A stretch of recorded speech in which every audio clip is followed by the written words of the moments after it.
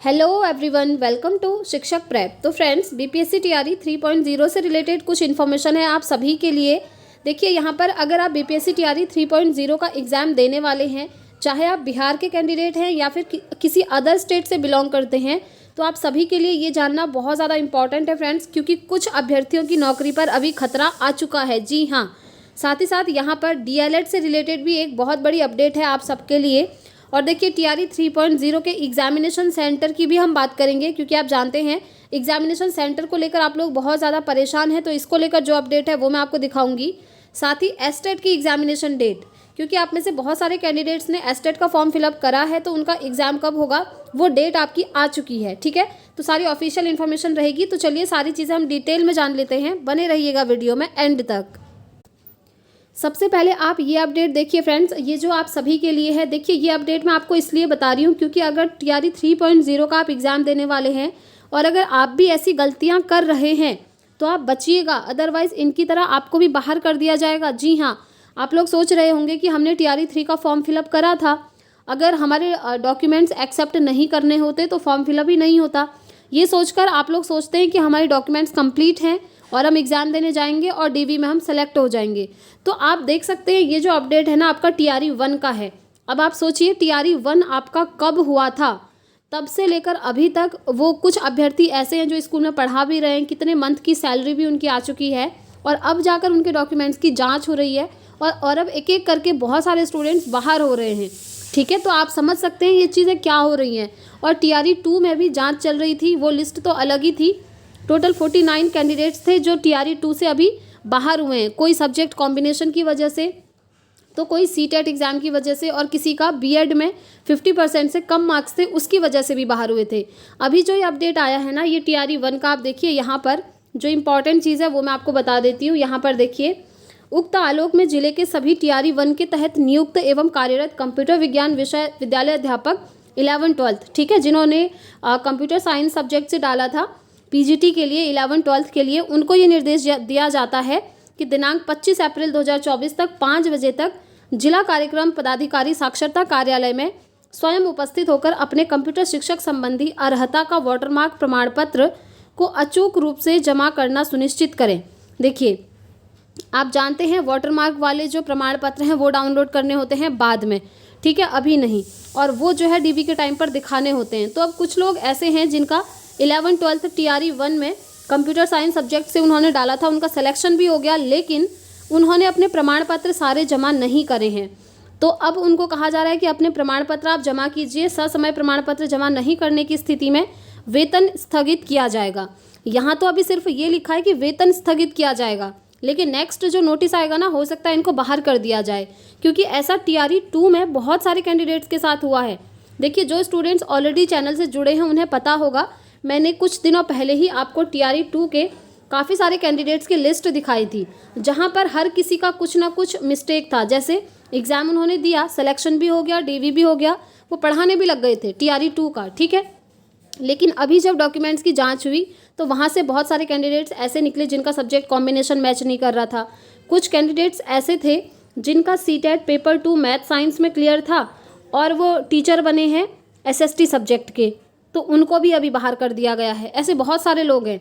कुछ लोग ऐसे हैं जिनके बीएड में 50% से कम मार्क्स हैं, उनको भी अभी छांट करके बाहर किया जा रहा है। ऐसे ही कुछ लोग ऐसे हैं जिनके पास डीएलएड की डिग्री नहीं है, बीएड की डिग्री है और वो 1 to 5 में पढ़ाने लग गए हैं, ऐसे भी सिलेक्शन हुआ है। जी हाँ, आपको मजाक लग रहा होगा, बट जो स्टूडेंट्स ऑलरेडी चैनल से जुड़े हैं उनको मैंने लिस्ट दिखाई भी थी। तो आप लोगों से मैं यही रिक्वेस्ट करूँगी, आप लोग पहले अपने डॉक्यूमेंट्स देख लीजिएगा। सब्जेक्ट कॉम्बिनेशन सबसे ज़्यादा मेन है।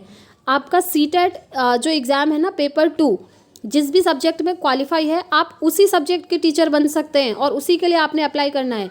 ऐसी गलती मत कीजिएगा कि आपका सीटेट पेपर 2 एसएसटी से क्वालिफाई है और आपने जो है मैथ साइंस सब्जेक्ट के लिए अप्लाई करा है।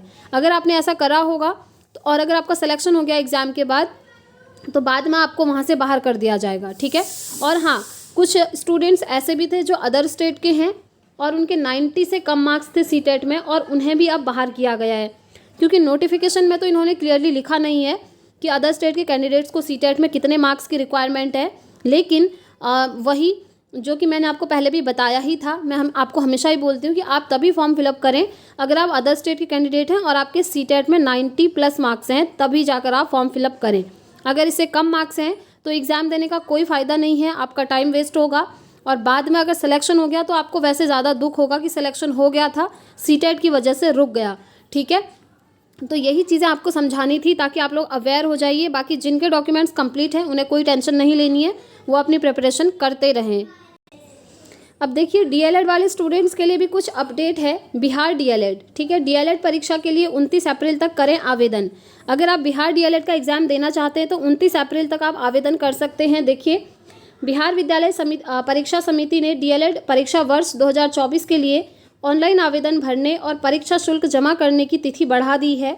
समिति ने कहा कि डीएलएड प्रशिक्षण सत्र 2023-25 के प्रथम वर्ष और सत्र 2022-24 के द्वितीय वर्ष के बाह्य विषयों की परीक्षा में शामिल होने वाले स्टूडेंट्स के ऑनलाइन परीक्षा आवेदन पत्र भरने और शुल्क जमा करने की अंतिम तिथि 25 मार्च तक निर्धारित थी। विद्यार्थियों के हित में विलंब शुल्क के साथ ऑनलाइन परीक्षा आवेदन पत्र और शुल्क जमा करने की अंतिम तिथि 26 से 29 अप्रैल तक बढ़ा दी गई है। विस्तारित अवधि में लंबित परीक्षा आवेदन पत्र एवं शुल्क जमा नहीं करने की स्थिति में संबंधित विद्यार्थियों का मूल प्रवेश पत्र निर्गत नहीं किया जाएगा। ठीक है, तो जो भी स्टूडेंट्स डीएलएड एग्ज़ाम देने वाले हैं वो लोग यहाँ पर अवेयर हो जाइए। लास्ट डेट इन्होंने बता दी है 29 अप्रैल। अब हम बात कर लेते हैं फ्रेंड्स एस्टेट एग्जामिनेशन डेट को लेकर। ये जो आप अपडेट स्क्रीन पर देख पा रहे हैं ये अपडेट आपका पहले ही आ चुका था, ये आप लोग जानते हैं। अब देखिए ये आपका लास्ट अपडेट था एस्टेट एग्जामिनेशन डेट को लेकर। इसके बाद से अभी तक ऑफिशियल अपडेट नहीं आया है। इसका मतलब ये क्लियर हो चुका है कि जो एस्टेट का एग्ज़ाम है वो मई लास्ट वीक में कंफर्म है। ठीक है, 30 मई से पहले पहले आपका एग्ज़ाम हो जाएगा। तो आप ये मानकर चलिए कि 22 मई से लेकर 30 मई के बीच में कभी भी आपकी एग्जामिनेशन डेट फिक्स हो सकती है और 2 दिन पहले आपका एडमिट कार्ड भी आ जाएगा। यहाँ पर देखिए 20 मई के बाद होगी एस्टेट की परीक्षा को लेकर बिहार विद्यालय समिति तैयार है।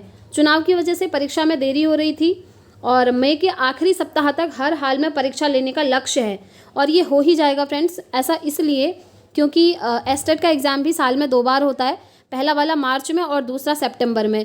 तो इस बार मार्च वाला तो आपका मार्च में हो नहीं पाया चुनाव की वजह से, ये मई लास्ट में होने वाला है और जो सितंबर वाला है वो एज इट इज़ सितंबर में ही आपका रहेगा, ये भी कंफर्म है।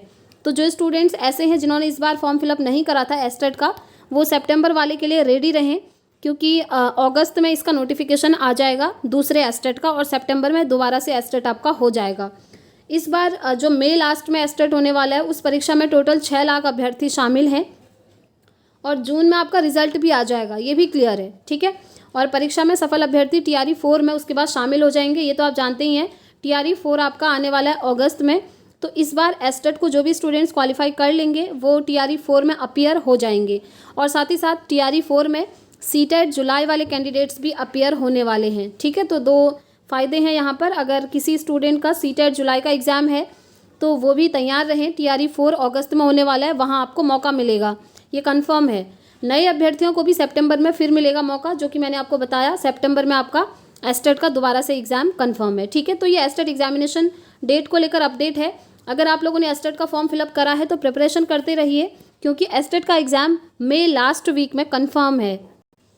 और ये देखिए TRE 3.0 के जो एग्ज़ामिनेशन सेंटर है ना उससे रिलेटेड अपडेट है।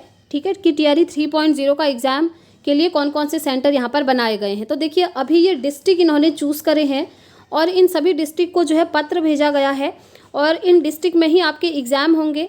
कहाँ पर होंगे, मेन एग्जामिनेशन सेंटर कहाँ रहेगा, वो अपडेट अभी नहीं आया है, लेकिन डिस्ट्रिक्ट की लिस्ट यहाँ पर आ चुकी है जो कि आप स्क्रीन पर देख पा रहे होंगे। वैसे अगर आपको ये रीड करना है तो आप टेलीग्राम ग्रुप को ज्वाइन कर सकते हैं फ्रेंड्स, वहाँ पर मैंने इसको भेज दिया है। यहाँ पर कौन कौन से डिस्ट्रिक्ट हैं आप देख सकते हैं। इस बार मुजफ्फरपुर को इन्होंने मुजफ्फरपुर नहीं, एक डिस्ट्रिक्ट है जो कि पिछली बार था, इस बार ये वो नहीं रखा गया है। ठीक है, आप लोग एक बार चेकआउट कर लीजिएगा यहाँ पर। और हाँ, आप में से काफ़ी सारे स्टूडेंट्स बोल रहे थे कि डिस्ट्रिक्ट प्रायोरिटी के अकॉर्डिंग मिलेगा या कैसे मिलेगा। तो देखिए आपको डिस्ट्रिक्ट कहीं भी मिल सकता है, किसी भी जगह। ऐसा नहीं है कि आप चाह रहे हैं आपको भागलपुर में मिल जाए तो भागलपुर ही मिलेगा, ज़रूरी नहीं है। पॉसिबिलिटीज़ ना के बराबर हैं कि आप जो चाहते हैं आपको वो मिले। अगर आप भागलपुर चाहते हैं तो हो सकता है आपको कटिहार भेज दिया जाए।